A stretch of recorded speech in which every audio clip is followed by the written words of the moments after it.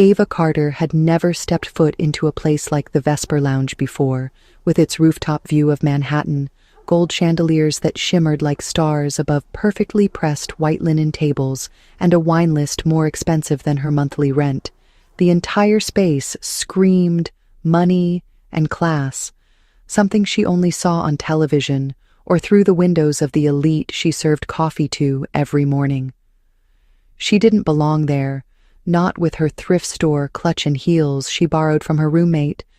But rent was due in 4 days, her little brother's school tuition was overdue, and Harper, her best friend with a talent for chaos, had once again vanished to Tulum after scheduling a blind date with a billionaire, only to ask Ava to go in her place, promising it was just a harmless dinner, a free meal, maybe a good story to tell later. Ava sat at the reserved table on the top floor, stomach tight with nerves, wearing Harper's red dress and her grandmother's necklace, wondering how long she had to stay before it was socially acceptable to leave, when he walked in, Damian Blackwell, a man whose presence made the room feel smaller, not because of his height, though he was tall, but because of the sheer gravity he carried with him. Like power was stitched into every thread of his tailored black suit. His features were sharp and cold, his eyes a shade of gray that reminded her of a frozen lake. He didn't smile, didn't greet, he just sat across from her and looked, as if scanning for lies before a word was even spoken. Trying to stay composed, Ava lifted her glass of wine and introduced herself. "Harper Green," she said, voice light, pretending to be confident, hoping he wouldn't notice the slight shake in her hand, but he did. And after a long silence, he finally spoke, his voice smooth yet cutting. "You're not Harper Green." And with that single line, the illusion shattered. Her heart sank as he continued. "Harper has a scar on her collarbone from a skiing accident in Aspen. You don't have it. So who are you really?" Her throat went dry. She placed the wineglass down slowly and confessed, "I'm just filling in. She couldn't make it," hoping honesty would fix the awkwardness, but his reply was cold and clear. "You're a liar, but at least now you're honest about it." She stood up, embarrassed, ready to leave, not for his sake but for her own dignity, yet he didn't raise his voice or beg, he just said quietly, "Sit." And for some reason she did. Maybe curiosity held her down, or maybe it was something in his gaze that made her hesitate. Damian leaned forward, voice low. "I hate blind dates, but I hate fake people more." And when she asked why he hadn't walked away, his answer was simple, "Because I'm intrigued." Then the waiter arrived, ready to present the appetizer tray, but Damian waved him off and said, "I only came for one thing," the weight of his words hanging heavily between them. Ava stood again, frustrated and confused, saying she should leave. But before she could take a step, he reached out and caught her wrist, not forcefully, but firmly, leaning closer to whisper, "You agreed to dinner. You sat at my table. People don't do that with me unless they know what comes after." Her eyes narrowed as she asked what that meant, and he answered with one word, "Dessert." The tension crackled in the air. She pulled her wrist free and walked toward the elevator, heart pounding, face flushed, telling herself it was just a joke, just another rich man playing games. But when the elevator doors opened, he was already inside, calm, collected, unreadable, and he extended a hand toward her, offering, "One drink, no more lies. Then you never see me again."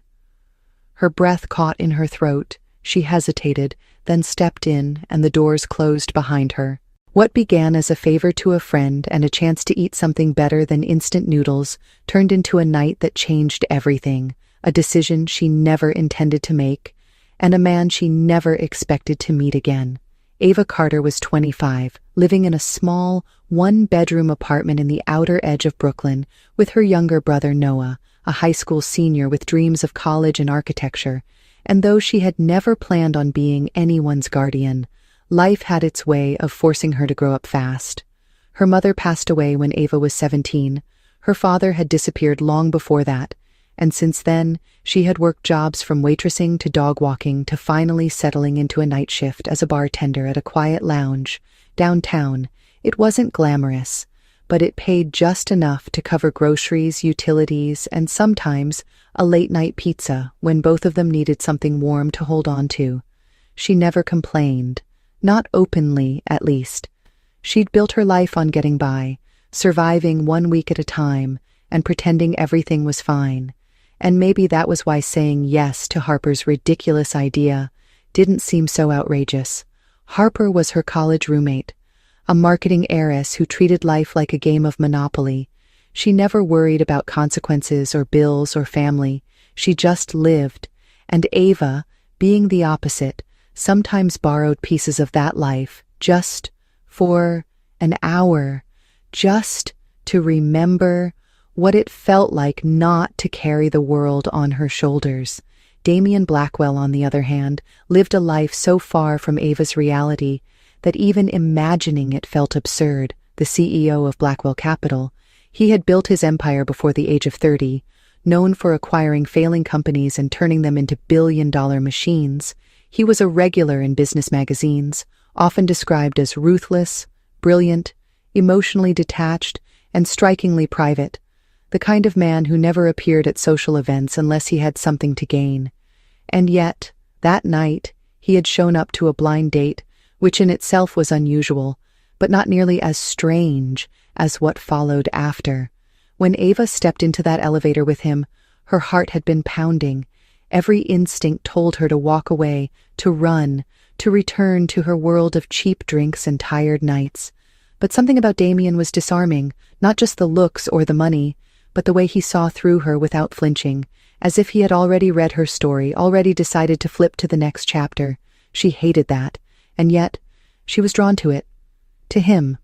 The bar he took her to after dinner was quiet, tucked away behind an art gallery in Soho, the kind of place where the lighting was low, the booths deep, and the staff knew better than to ask questions. They sat in silence for a while, until he asked her real name, and she gave it. No hesitation this time, just Ava. And when he asked why she had come, she admitted the truth, that she was filling in for a friend who didn't take anything seriously, that she was broke and tired and saw no harm in a meal she didn't have to pay for. He didn't laugh or smirk. He only nodded, then ordered her a drink without asking what she liked, and when it came, she drank it slowly, letting the warmth dull the edges of her embarrassment. They talked about nothing and everything. He told her stories about his business, though never too personal, and she shared bits of her life, edited and safe, but enough to reveal she was someone who had been through things, someone who didn't get carried away by shiny promises or luxury. And yet, when he leaned in and asked her to go somewhere quieter, she didn't say no. Maybe it was the way his voice dropped when he said her name, or the way he watched her like she was the first real thing he'd seen in years.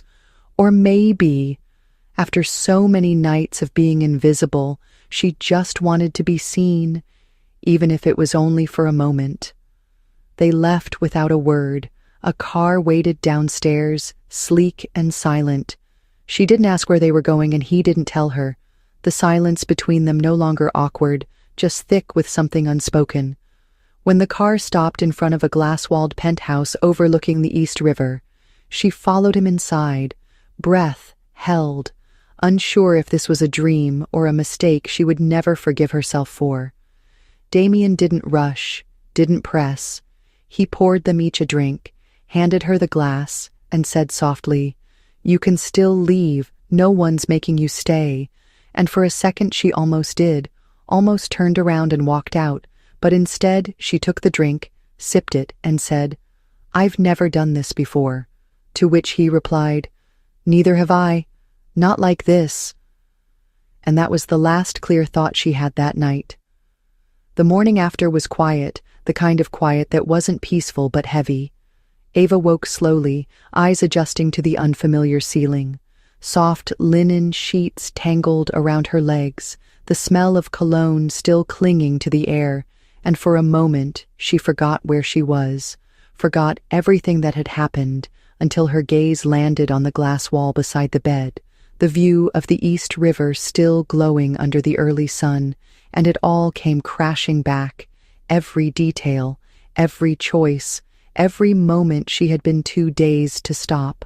Her body tensed as she sat up slowly, heart pounding, not out of fear but uncertainty, because what was this now? What was she supposed to do? What did last night mean, if anything at all? Damien was gone, the space beside her cold, and the apartment was silent. Too clean, too perfect. No sign of life beyond her. No note, no footsteps, just the echo of her own thoughts bouncing off marble and glass. She got dressed quickly, slipping back into the red dress from the night before, now wrinkled and tainted by the weight of memory.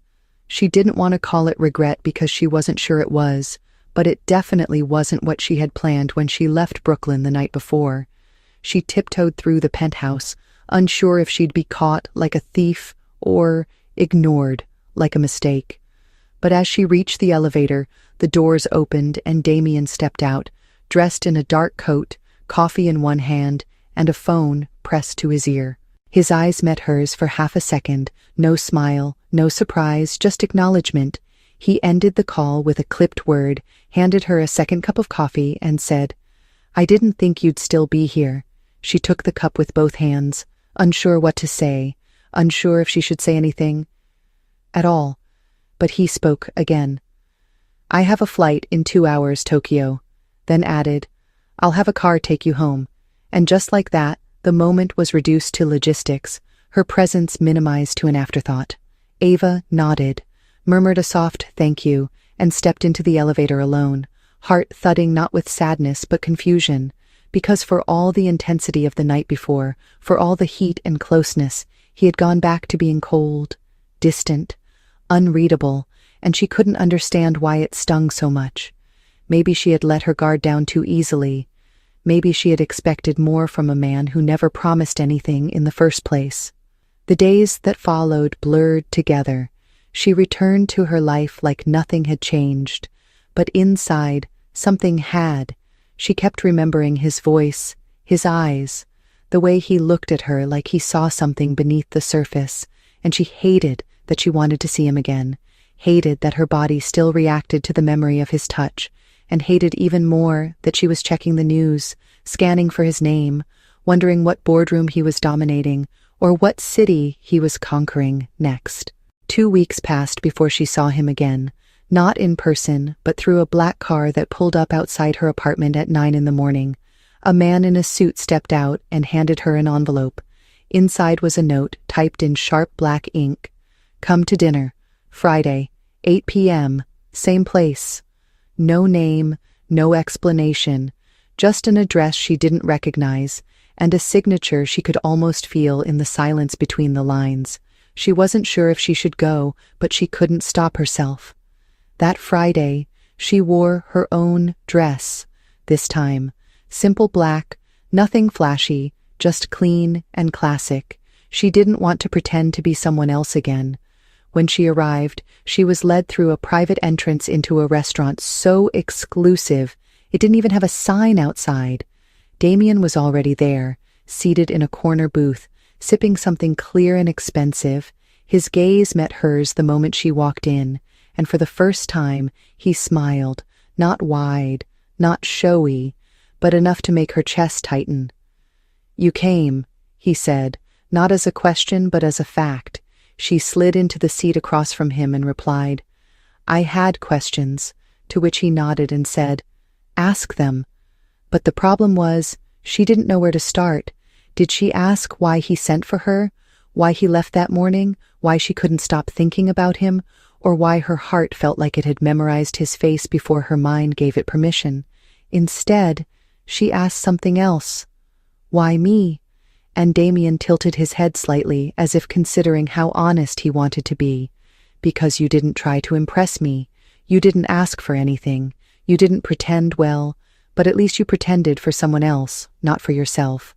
And because," he paused, "I haven't stopped thinking about you since that night." The confession was so direct, it knocked the breath from her lungs. She looked down at her hands, twisting the napkin between her fingers, unsure how to respond, unsure if she even should. From that night on, things shifted. They started seeing each other more often, sometimes in secret, sometimes in public, always behind closed doors and never with labels. Ava knew better than to ask what they were. Damien didn't give labels, he gave time, presence, attention, and in his own quiet way, care. He never talked about his past, never brought up his family. And yet he listened to hers, asked about Noah, offered to pay his tuition without a second thought, which she refused, even though the offer stayed with her long after he changed the subject. They were not in love, not yet, but they were orbiting something that could become that if they weren't careful, he would touch her like he needed to remember what it felt like to be human, and she would hold him after like she knew he would never ask to be held again. And still, there was always a wall, something unspoken that neither of them dared to name. Then came the night he asked her to be his date to a gala, not a secret dinner, not a quiet rooftop, but a high-profile event, with cameras and press and expectations. And Ava hesitated, not because she didn't want to go, but because it meant stepping into his world fully, exposing herself, and maybe admitting that this was more than whatever they had been pretending it was. Damien saw the hesitation and said softly, "You don't have to be anyone but yourself," and that was the moment she said yes. The night of the gala, she wore a deep navy gown, her hair swept up, the city lights catching on the tiny crystals along the neckline. Damien offered his arm the moment she stepped out of the car, and she took it, ignoring the flashing lights and murmured questions, pretending the cameras didn't scare her, because all she could feel was his presence beside her, steady and sure, as they walked together like they had always belonged to the same story. That night, as they stood on the balcony of the venue, champagne in hand, he leaned in and whispered something that wasn't for the cameras, wasn't for the crowd, but only for her. This isn't just about appearances anymore. And though he didn't say the word love, something in his voice sounded dangerously close to it. For a while, things felt almost real, not perfect and not public, but steady in a way that made Ava start to believe she could actually belong in his world, even if just in the quiet spaces between headlines and meetings. Damien never said much about his past, but he started showing her pieces of it without using words. He would bring her to his private library, filled with old books and old scars. He let her walk barefoot through his penthouse at midnight while he read financial reports with his sleeves rolled up, and when he touched her, it wasn't just desire anymore, it was habit, like reaching for something you needed, before you even realized it was missing. Ava let herself get used to it, even if a voice in her mind warned her not to, even if she reminded herself every night that men like Damien Blackwell did not fall in love with women like her, women who still had student debt and worked jobs that paid in tips and aching feet. Still, she kept showing up, and so did he. But peace like that never lasts, not when the foundation is built on half-truths and unspoken rules. It started small. A phone call Damien declined too quickly, an email Ava glimpsed with a name she didn't recognize, a weekend trip he canceled without explanation. She didn't question him, not at first, because she wasn't his girlfriend, not officially, not by title, and she didn't want to look like the kind of woman who needed reassurance every time he blinked the wrong way. But doubt is a slow poison, and eventually it colors everything. So when a woman showed up at her bar one Thursday night, dressed in a silk blouse and diamond earrings, Ava knew something was wrong before a word was even spoken. The woman introduced herself as Elise Hawthorne. She smiled, like she didn't mean it, and said she was Damien's fiancée, her tone calm, almost bored, as she explained that she and Damien had been engaged for over a year, and that whatever little fantasy Ava was living in was about to end.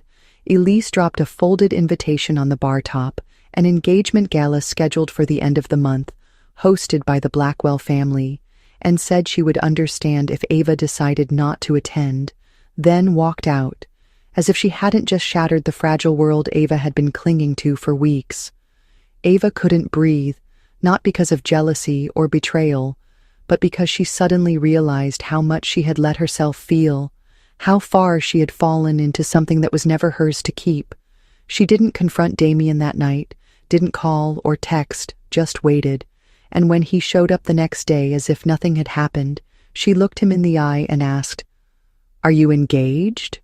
The silence that followed was enough to answer her question, but he nodded anyway and said, "It's complicated," which only made it worse. He explained that the engagement was arranged by their families for business reasons, that it wasn't real, that Elise was nothing more than a formality, but Ava had heard that excuse before. She had seen it in movies, read it in books, and it always meant the same thing. She was the secret, the temporary, the thing he kept hidden while playing Prince in public. She didn't yell or cry, she just stepped back and said, "Then tell me why you brought me into this." And Damien looked more human than he ever had before, his voice low and raw when he said, "Because with you, I forget how fake everything else is." But it wasn't enough, not anymore, not when the truth had already undone the comfort they had built. Ava walked away, back to her life, back to Brooklyn, where the air was real and the bills were late and the people didn't pretend. She tried to forget him, deleted his number, blocked his name on every search engine, but the absence was worse than the betrayal, because she had tasted what it felt like to be seen, and now she couldn't unsee it. A few weeks passed and life pushed forward. She worked double shifts, took Noah to school, smiled when she needed to, and broke down when no one was looking, and just when the pieces started to fit back into place, everything unraveled again. She fainted at work one evening, collapsed behind the counter with blurred vision and cold hands. The paramedics came quickly, asking questions she couldn't answer, and at the hospital, the nurse delivered the news gently but clearly. She was pregnant, 6 weeks along, no complications yet, but she would need rest, stability, and support. 3 things she didn't have. Ava sat in that hospital room alone, staring at the ceiling, one hand on her stomach, wondering how the hell her life had turned into this. She didn't cry, not because she wasn't scared, but because crying felt like admitting defeat, and she wasn't ready for that. Not yet. She made a decision that night, quietly, fiercely. She would keep the baby. No matter what, she wouldn't chase Damien, wouldn't tell him, wouldn't let herself believe he would drop his empire to hold her hand through doctor visits and midnight cravings. She had built a life from broken pieces before, and she could do it again. She would do it for her child. Weeks turned into months. Her belly grew along with her resolve. She picked up freelance work designing cocktail menus, found a tiny studio closer to the hospital, sold her grandmother's necklace for deposit money, and started preparing for motherhood the way she prepared for everything else in life. With grit and stubborn grace, she didn't think of Damien, not often, and when she did, it was with a quiet ache, like a song you loved once but couldn't listen to anymore. But fate has a cruel sense of timing, and Damien came back into her life the same way he entered it, without warning, standing outside her building one rainy afternoon, soaked in water and regret. Eyes searching hers like they hadn't been apart for months. She froze, keys in hand, unsure whether to scream or run. But he spoke first, his voice softer than she remembered. "I found out." 3 words that made her knees weaken. He said he had been looking for her ever since Elise leaked the photo of Ava and him at the gala. Said he left the engagement, cut the business ties, told his board to go to hell, and he said her name like it was the only thing keeping him grounded. Ava didn't respond, not at first. Her heart was beating too fast, too loud, and all she could do was stare at the man who had once made her feel like nothing else mattered, until finally she whispered, "Why now?"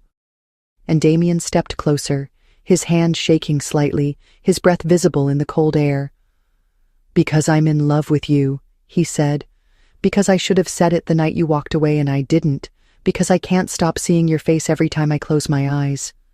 She wanted to believe him, but belief required trust, and trust had long since cracked, so she asked him the only question that mattered now. "Are you here because of me, or because of the baby?" And for a moment he looked hurt, then answered, both, because I want everything that comes with you, even the hard parts, especially the hard parts. Ava stood there on the sidewalk with her keys in one hand and the other instinctively curled over her stomach, her mind running in circles. She couldn't stop because Damien's words echoed louder than the traffic around them. I want everything that comes with you, even the hard parts, especially the hard parts, but it was too much, too sudden, too close to the pain she hadn't finished processing.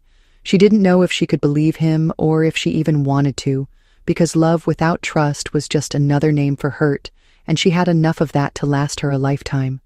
Still, she let him inside, not because she was ready to forgive, but because the storm outside was unforgiving, and her conscience wouldn't let her leave him standing in the rain. The apartment was small and warm, cluttered with baby books and thrifted furniture, and the smell of chamomile tea that Noah had brewed earlier. Damien looked out of place immediately, like a sculpture dropped into a canvas that didn't match. And yet, when he sat on the edge of her couch, his expensive coat dripping onto the cheap rug, he didn't complain, didn't flinch. He just looked at her like she was still the only thing in the room worth seeing. She made tea because she didn't know what else to do, and he watched her in silence, not interrupting, not filling the room with unnecessary apologies, just waiting. And when she finally sat across from him, she asked in a voice low and tired, "Why did you let me believe I was just temporary?" He didn't look away this time, didn't try to defend himself. He simply said, "Because I didn't think I deserved permanent. I didn't think I could have something real and not destroy it. And with you, I was afraid of wanting too much too fast." She didn't cry because she was too exhausted for tears, and because deep down she'd already suspected the truth. What hurt more was knowing he had loved her, but chosen silence over vulnerability. And now here he was, asking for a second chance when she wasn't sure she had anything left to give. Still, she said the one thing she'd kept inside for months. "I was going to tell you, but every time I thought about it, I imagined your name next to someone else's. I imagined our child being a scandal for you, a weakness you couldn't afford, and I couldn't put that on them, not before they were even born." Damien leaned forward, his voice rough. "You think I care about what people say? I've walked away from billions for less. I would burn every deal I've ever made if it meant you'd believe me when I say, this is the only thing that's ever felt real." And in that moment, Ava felt the walls inside her begin to tremble, not because the pain was gone, but because it was being seen, acknowledged, respected, and that was something she hadn't known she needed until now. But the past had a way of fighting back just when the present seemed to find balance. 3 days later, Ava's name was trending online. Photos of her pregnant, her apartment, even Noah walking to school were splashed across every blog, every gossip page. Elise had struck back in full force, releasing carefully edited footage from inside Damien's office. Clips that made it look like Ava had been nothing more than a paid companion, a mistress who got too close and overstepped. The narrative was brutal and fast, spinning faster than they could control. Ava shut down her phone and closed every window, but the noise seeped in anyway. People whispered at the grocery store, mothers avoided her at the clinic, and worst of all, Noah came home with a split lip after someone at school called his sister a whore. Ava held him that night and promised him things would be okay, even though she wasn't sure if that was true, because now it wasn't just about her or Damien or their child. It was about survival, about dignity, about finding a way to hold on to herself when the world was trying to tear her down. Damien tried to fix it. Of course he did. He issued statements, hired lawyers, threatened networks. But Ava told him to stop, because every time he tried to fight for her in public, it made the fire worse. She asked him to do the one thing he hated most. Wait, be quiet, trust her to carry this storm her way. And to his credit, he did, even though she could see it drove him mad. Even though she knew every hour he wasn't fighting made him feel powerless. He stayed back and let her lead. Then came the benefit gala, a major event hosted by the city, an annual fundraiser where every elite gathered. And this time, Ava was the one who asked to attend, not as a statement, not to prove anything, but because she was tired of hiding, tired of letting someone else write her story. She wore a long ivory dress that showed her bump without shame, and walked into that ballroom with Damien on one side and Noah on the other, her head high, her steps steady, and the entire room fell silent. For a moment, no one moved. Then, the cameras clicked, people whispered, and Ava didn't flinch. She smiled, shook hands, greeted donors, and owned every step she took because she had nothing left to lose and everything to protect. When the time came for speeches, Damien walked to the microphone, paused for a long breath, then spoke clearly. "The woman you've all been talking about, speculating about, trying to destroy, is the woman I love, the mother of my child, and the only person in this room who hasn't lied to you." The room erupted in sound, half applause, half outrage. But Ava didn't hear any of it because in that moment she felt weightless, not because everything was fixed, not because the pain had vanished, but because the truth had finally been spoken, and the man who once hid her was now holding her hand in front of the world. Later that night, as they stood by the river, her head against his shoulder, and his hand resting gently on her belly, Damien whispered something only she could hear.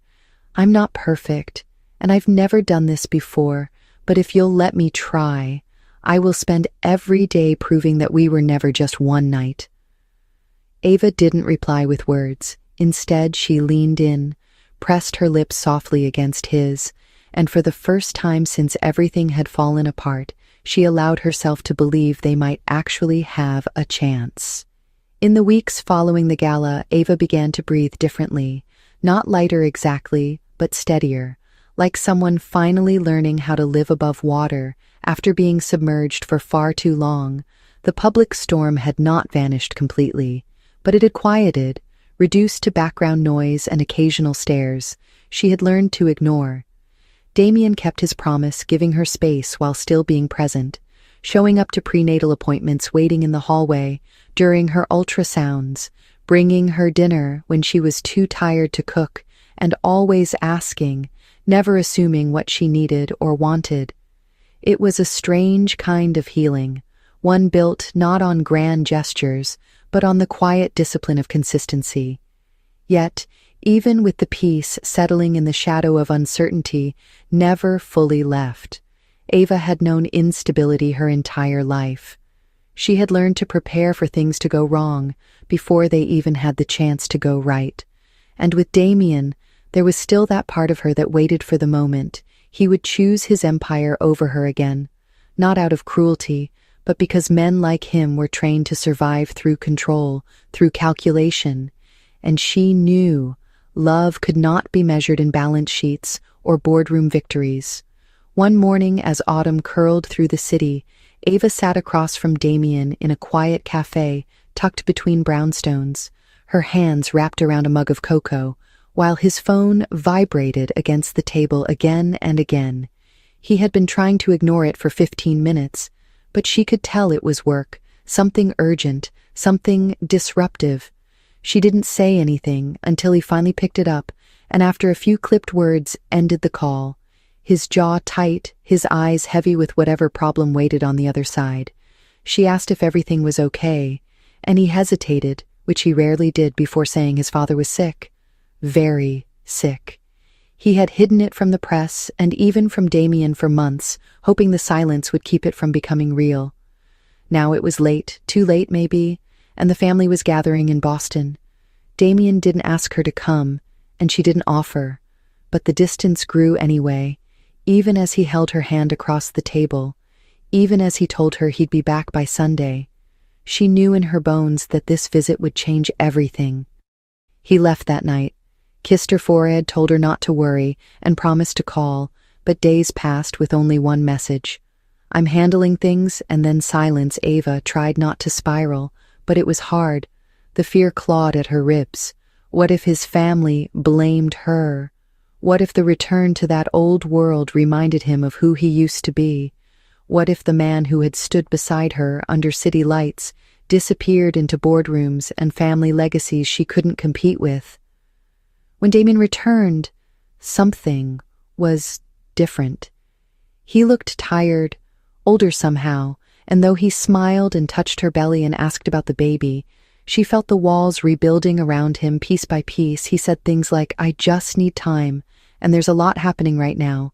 And when she asked if everything between them was still the same, he pulled her close but said nothing. And silence has a way of saying everything. "You're afraid to hear." Ava gave him space. She didn't want to be the woman who demanded reassurance from a man already drowning, but one night she couldn't sleep. Her heart pounding with anxiety, she went to his penthouse without calling, and when she arrived she saw him through the glass wall, standing in his office alone holding something in his hand, a letter maybe or a photo. She knocked softly and he turned his expression unreadable, then opened the door and let her in without a word. She asked him then quietly if he still wanted this, if he still wanted her and the baby and the life they had started building. He didn't respond right away, just looked at her like she was asking a question. He wasn't ready to answer. She turned to leave, not out of anger, but heartbreak. But as her hand touched the doorknob, he said, "Wait." And when she looked back, he was on one knee, not with a ring, but with both hands on her belly, pressing his forehead gently against it, whispering, "I don't know how to be everything, but I know I want to try for both of you."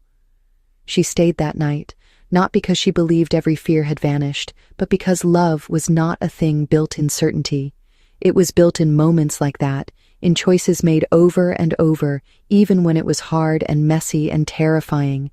And yet the next morning, just when she thought they had turned a corner, the twist came not from outside forces, but from something she never saw coming. Ava went to her final checkup alone. Damien had a critical meeting and she insisted she was fine. But during the ultrasound, the doctor paused, her eyes narrowing as she studied the screen. She asked a nurse to get another technician, then turned to Ava with a calm voice that didn't match the tightness in her expression. "We're seeing something we want to monitor closely," she said. "We'd like to admit you for observation, just to be safe." Fear curled through her like smoke. She called Damien, but he didn't answer. She called again, left a message, told him it might be nothing, but her voice cracked halfway through, and when she hung up, she stared at the hospital ceiling and felt a coldness she hadn't felt since she was 17, waiting alone in another sterile room for another doctor to tell her what her world would become. Hours passed before Damien arrived, his face pale, his tie undone, eyes frantic. He rushed to her side, asked what happened, and when the doctor returned, she explained a rare complication, a drop in fetal heart rate, nothing certain yet, but serious enough to warrant caution, rest monitoring, maybe even early delivery. Ava nodded through the words, holding Damien's hand so tightly, her knuckles turned white. That night, she didn't sleep. She lay curled in the hospital bed, watching the monitor. Beep steady, steady, steady, then pause, then steady again. Damien sat beside her the whole time, sometimes holding her hand, sometimes just watching her breathe. And at one point, he whispered, "If I lose either of you, I won't survive." She didn't answer.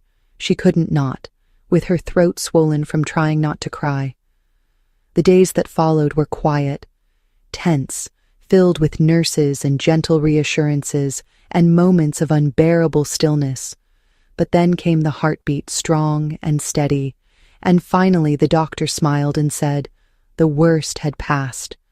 Ava cried, then for the first time in months, not from fear, but from relief. And when Damien leaned down and kissed her tears away, he said, "I've never been more terrified, and I've never been more sure. I want you as my family." She went home a week later to a nursery Damien had built with his own hands, painting walls late at night, assembling cribs with instructions in one hand and doubt in the other. He wasn't perfect, not by any definition, but Ava looked around and realized love didn't need perfection, it needed presence, effort, the quiet kind of courage that shows up day after day, even when the world tries to pull you back into the dark. And just when everything seemed finally still again, Ava found the letter Damien had written, but never sent, hidden in the drawer of the changing table. It was dated the night she first walked away, and it read, "If you ever come back, I won't ask why, I'll just be ready this time." The morning she went into labor, the sky was still dark, the streets of Brooklyn soaked from rain, and the world was quiet in that strange way, just before life shifts into something new. Damien drove her to the hospital without speaking much, his hand never leaving hers, his eyes flicking between her face and the road, like he was trying to memorize everything at once. The pain came fast and sharp, and though Ava had prepared for months, read every book, watched every video, nothing truly readied her for the fear and the awe and the pure, overwhelming force of it all. Hours blurred into minutes and then back into hours again. Nurses moved with calm precision, doctors gave instructions and encouragement, and Damien never let go of her, not once. Even when she screamed, even when her nails dug into his arm, even when tears slid down her cheeks, he stayed there whispering, "You're doing this, you're incredible. I've never seen anything more powerful than you right now." And somehow those words reached through the fog of pain and anchored her when she thought she might drown. When the baby cried for the first time, something cracked open inside her, not broken, but released, like every ounce of grief and joy and fear and love she'd been holding suddenly spilled into that one moment. The nurse laid their child on her chest, and Damien stood frozen for a second, before reaching out, touching the tiny hand that wrapped instantly around his finger. And in that instant he stopped being a CEO, stopped being a man haunted by control and legacy, and became something else entirely. He became a father. They named him Leo because it meant lion, because he had fought from the very beginning, because Ava knew one day he would grow up strong and brave, and maybe a little wild. She held him against her skin and looked up at Damien and whispered, "He looks like you, but he has my eyes." And Damien smiled with something soft and deep and said, "Thank God for that." They went home days later to the same small apartment that now felt like the center of the universe. Noah built a crib in the corner. Damien cooked dinners. Ava nursed Leo in the quiet early hours. And though the world outside still had opinions, the people inside that home had something louder, something unbreakable built, not from perfection, but from choice. The daily decision to stay, to show up, to keep loving, even when it was hard, especially when it was hard. Months passed, and with them came laughter, sleepless nights, first smiles, and tiny hands grabbing at everything. Ava went back to working part-time. Damien split his days between meetings and feedings, and somewhere along the way, without announcement or ceremony, life became real in the way she'd once thought impossible. One evening, as they sat on the rooftop, holding Leo between them, watching the city lights flicker like stars, Ava turned to Damien and asked, "Did you ever think this would be us?" And he said, "Every day since that night, I just didn't know how to believe I deserved it." And she leaned her head on his shoulder, her heart full in that aching, quiet way that only love earned through fire can feel. And she whispered, "Well, now you do." Love isn't always born from fairy tales. Sometimes it grows from chaos, from fear, from a single night that was never supposed to mean anything, and ends up meaning everything, because real love doesn't arrive perfect. It arrives raw and messy and brave, and it stays when everything else tells it to run.